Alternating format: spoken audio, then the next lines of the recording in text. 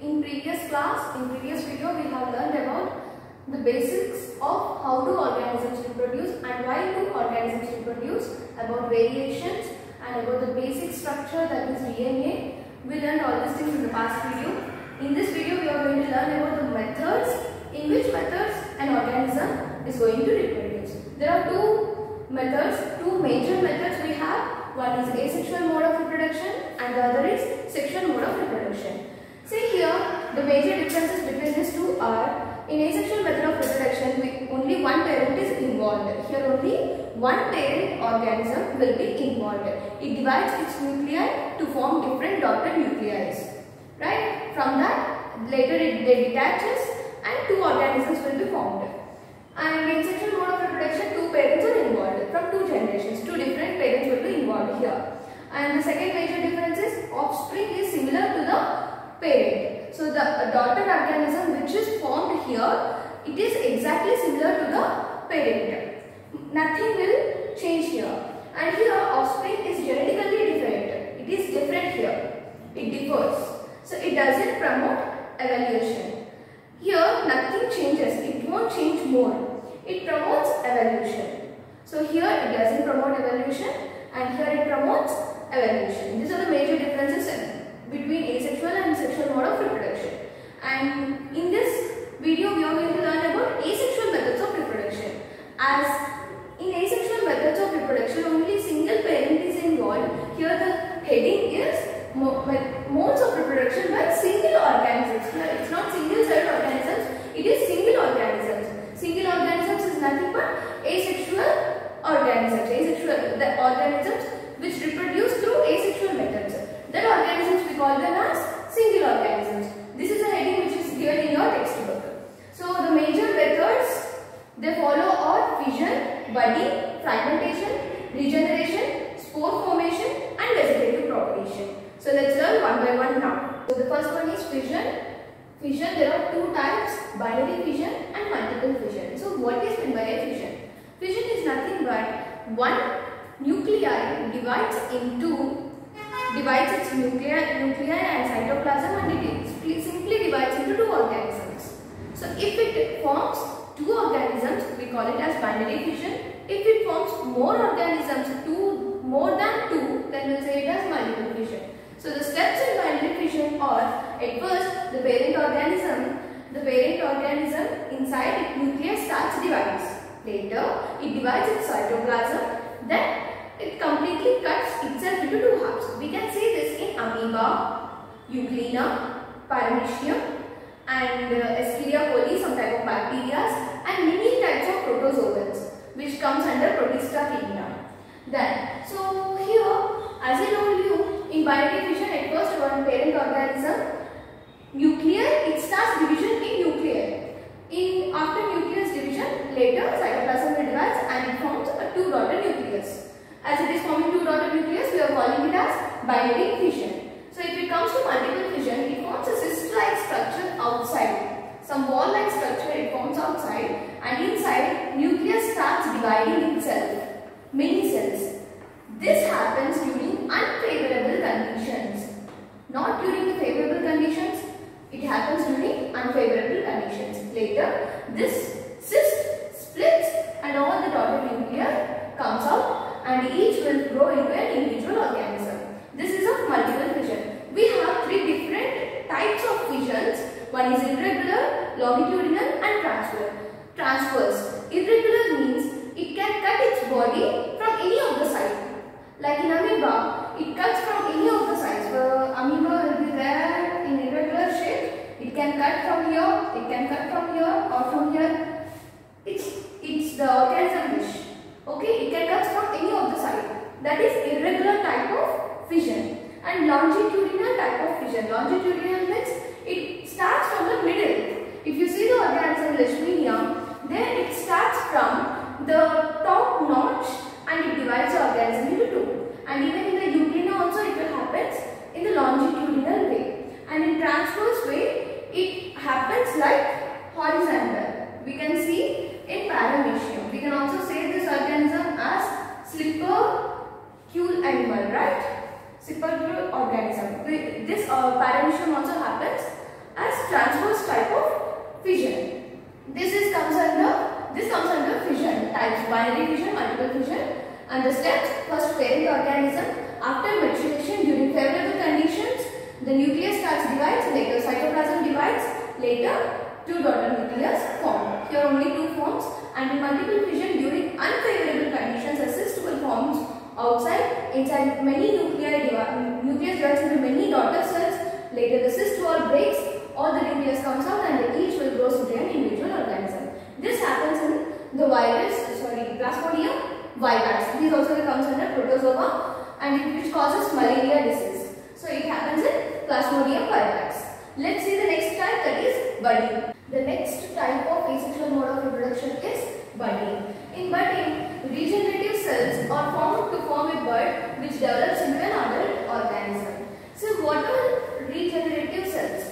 Regenerative cells are the cells which are having the ability to reproduce. That cells we call them as regenerative cells. Some of the regenerative cells inside the organism, they develop a bud-like structure. Like we can see the example of Hydra. So if you see the example of Hydra, a specific spot, some regenerative cells starts forming a bud-like structure. Later, it develops like the parent organism, then it detaches from the parent organism, later it fully grows into a new individual. This is nothing but budding. We can see this in Hydra and yeast.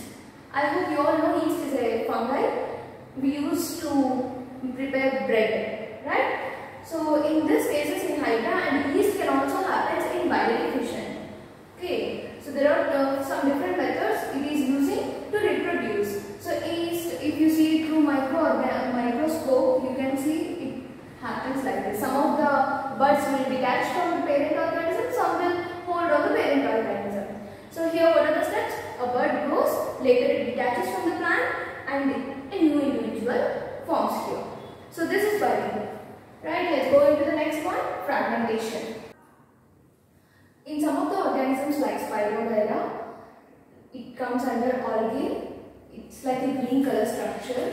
In these organisms, upon maturation, after some maturity, they simply break up into smaller pieces. It breaks itself into smaller pieces. So it is like the Spirogyra. It itself breaks its body into different parts. Each part will grow into a new organism. In this way, it reproduces. The best example for this is Spirogyra, and you may get the doubt in fragmentation and in here fission. Fission is also breaking into two nucleus, right? And in fragmentation also the same is happening. But here the major difference which you need to understand is this happens in unicellular organisms. This happens in unicellular organisms. Fragmentation happens in multicellular organisms. Simple multicellular organisms. It's not complex multicellular organisms like us. So we are complex multicellular organisms. If you cut a hand, you can't produce another person here. It can't happen. Why? Because our structures are completely complex. So simple multicellular organisms use fragmentation and it itself divides its body into different parts so that each part will grow into a new individual organism. This can be seen very clearly in the organisms like Spirogyra. Let's see the next one, regeneration. So next mode of reproduction is regeneration. Actually, regeneration is not a true mode of reproduction, but some of the cells are having the capability to regenerate the lost body part. Lost part, it can regenerate to some extent, not to the full extent, to some extent. But in lower organisms like lower unicellular or some of the multicellular organisms, simple multicellular organisms, regeneration can be seen. Here it happens when an organism regrows certain parts or limbs which lost due to predation. Here some of the body parts can be lost due to accidentally. For example, you can see a lizard. If you observe it, sometimes it cuts its tail due to if it comes in the door or somewhere, it cuts itself. later a new tail part will be formed. Right? So this is regeneration. It happens when a body lost its part. For example, we have liver. You can take a small part of liver and it can regenerate to a complete part, liver. Right? So here this can be seen in the examples of planaria, a flatworm, and even hydra. Hydra can be reproduced through budding. Budding is a natural mode. It is the original mode. But regeneration it happens accidentally, right? So hydra and also starfish. I hope you know these things. In hydra, if it cuts into two parts, the tail part will form the head part and the head parts form the tail part. Like that, two organisms will be formed. And in starfish, any of the limb cuts and it can be prepared into a new starfish. It can be made into new starfish. Here, a major difference between fragmentation and regeneration is, in fragmentation, it divides itself. It is not an accidental condition and it is not an unfavorable condition.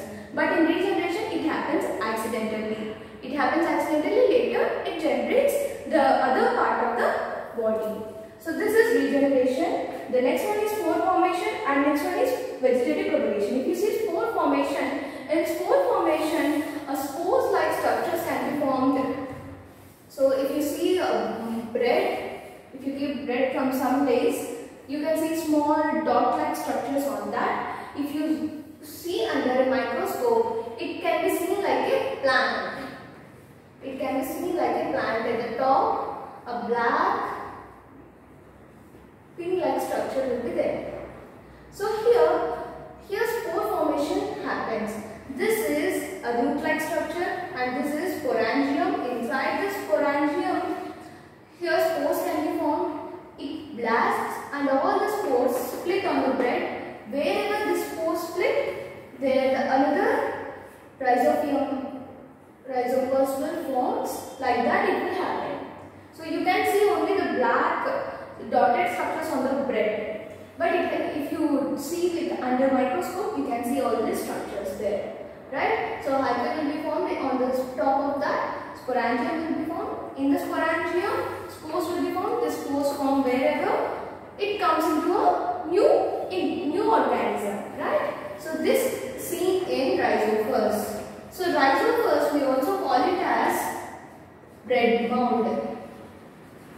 We also call this as bread mound. The next type of asexual reproduction is vegetative propagation. So the mode of reproduction in which plants, by which vegetative plant parts develop into new plants under appropriate conditions. So here remember this, vegetative plant parts. If you see a plant, the flower we call it as reproductive plant part. The remaining like stem, roots, these are vegetative plant parts. So this mode of reproduction can be done from this vegetative plant parts like root, stem and branches. So from that a new plant will be developed at appropriate conditions. If conditions are favorable, at correct sunlight and water, soil, everything is good, then only this can be happened. So here the major two artificial types of vegetative propagation are there, which many of the people uses in gardening. They can produce new plants in this way. So the first one is grafting and the next one is layering. See here, the parts of two or more desirable plants cut and joined together. See here, so you like two plants. One plant gives more number of fruits. More number of fruits can be given from one plant. The other plant root system is very good. It holds the soil well. So we like these two desirable characters in two different plants. And we want these two desirable characters in one plant. Then we'll cut the plant which we want the root system and we'll keep this shoot system inside this plant and we'll tie it with at the point where we mixed it, we tie it with a cloth. Later it develops into a single organism, so new buds will be formed. So this is a type of grafting. This cannot be happened in all type of plants. It can be happened in some of the plants. So for example here, apple and peach. Right? By this only we can form hybrid characteristics of plants. Then the next one is layering. A portion of an above ground stem grows roots while still attached to the parent plant, then detaching as an individual plant. So it will be there inside the soil itself first.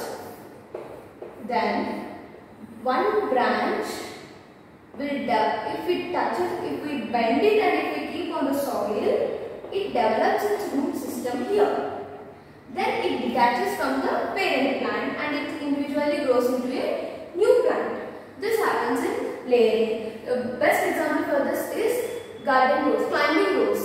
The best example for this is climbing rose plant.